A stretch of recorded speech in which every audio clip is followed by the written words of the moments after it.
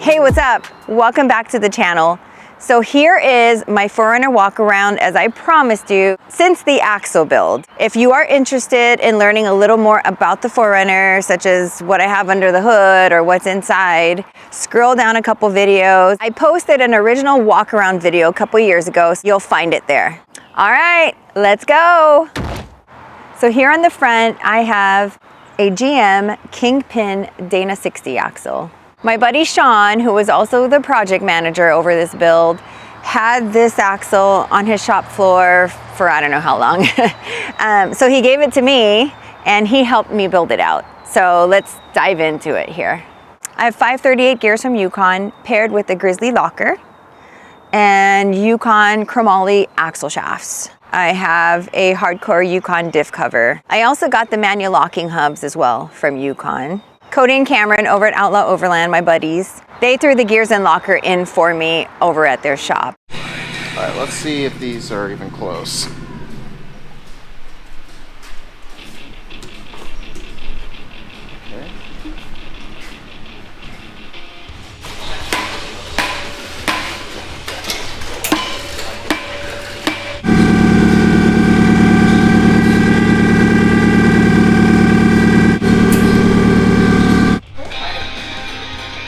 Find out how you did on the first setup. So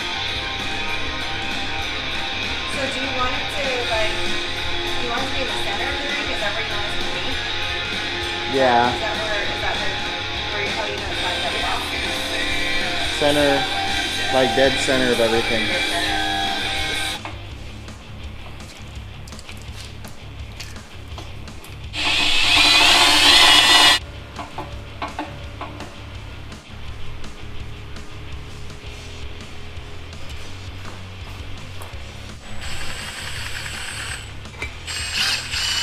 I upgraded from hydro assist to full hydro, so we have a double-ended PSC ram paired with an Eaton orbital. It's probably one of my favorite splurges. I started off with some kind of orbital from my buddy and I just didn't like it. So of course in a panic I called Camron over at Outlaw and he had ordered me one of those self-centering Eaton orbitals and I love it. Yes, I drive this everywhere, not just on the trails, but I drive it everywhere. As you can see, I brought it here. So that Eaton orbital is a game changer. Being on the rocks with Toyota axles on 40s was a little challenge for me with hydro assist. So when we were in the planning phase, you know, it was like, okay, what are you gonna do, Chris? Are you gonna stay with hydro assist or are we gonna go full hydro? So that's when I decided I just wanted to go full hydro since we were already building.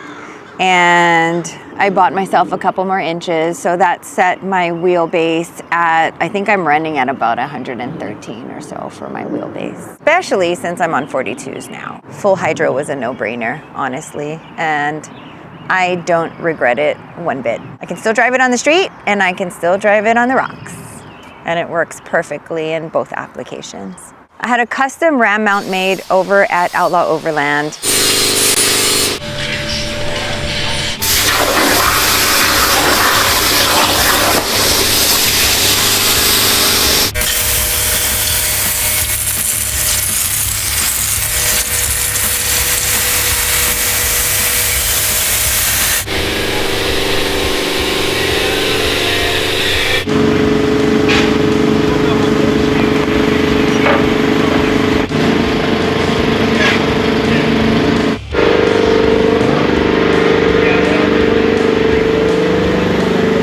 Got the steering arms from WFO. I scored a deal at Moonshiners and I found this Northwest Fab truss. And my buddy Sean came up with his own custom 3-link setup. The guys over at Outlaw also ordered me my King coilovers. So I am running 14-inch 2.0s, and they also got me my King bump stops as well. And if you're wondering what the spring rate is on these coilovers, I went with 150s on the top and 250s on the bottom. All right, for my wheels and tires setup, my boys at Outlaw came through for me again. He got me a really great deal on these 17-inch KMC bead locks. I only run the best tire on the market. So here we have 42 by 13.5 by 17 Nitto Trail Graps. I absolutely love the Nitto Trail Graps. These are the only DOTs that I will run, honestly. They do amazing on rocks, dry rocks, wet rocks, slimy, muddy rock. They hook up anywhere I need them to. I love them. For my rear axle, I decided to go with a 14 bolt. It is a shaved 14 bolt axle. Your fingers can't be ready? Yep. Ow! Just kidding. Yeah, just let the lift down. Oh, you took the front tires off. Yeah, because it was lifting. throwing it Yeah, it off. was throwing the truck backward. And mark it all. So when we roll it underneath, we know exactly where to put the spring perches. Because a lot of times your leaf springs will hang crooked and out. And you need to bring them in sometimes or whatever. So we'll know where basically to put the spring. So that was 28 1/4. So then I'll double check this side, or 28 1/8. See, so that's 28 1/8 on both sides, right to that pin mark. So now we're in the center. So that's the dead center of your axle. Okay. Yeah, so we're at 38 3/4. And this bushing is compressed, so I'd say 39 is accurate. Yeah.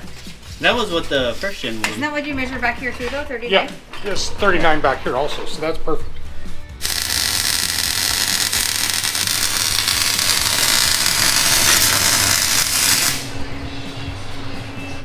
538 Yukon gears with a spool back here. It has a rear disc brake conversion, and I decided to stay with the 63. I actually added a leaf to it. It was a little extra soft, so just added an extra leaf to the pack, and all good.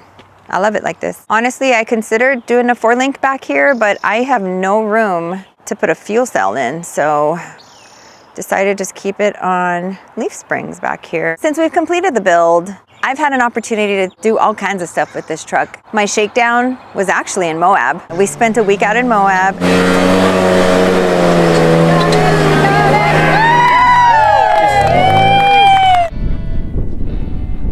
And that was the first time I got to take the truck out, and that was an amazing experience.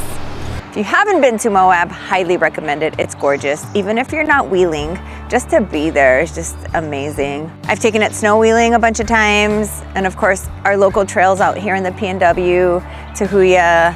I've taken it out to Walker with Team Yukon. It's performed amazingly. It's exceeded my expectations. Aside from taking it out on the trails, I've also taken it out to cruises. I've gone to a few cars and coffees, caffeine and gasoline events over at Griot's, you name it, I take it everywhere. When the sun is out and the top is off, I just hop in and just cruise wherever. I've actually even driven it to work. It's been my daily. I am beyond grateful for all of the help that I've had with building this rig, from all the companies that support me to all of the people that rally around me. It's just been an amazing journey, and I am super excited to bring you guys along with me. Thank you so much for continually tuning into the channel.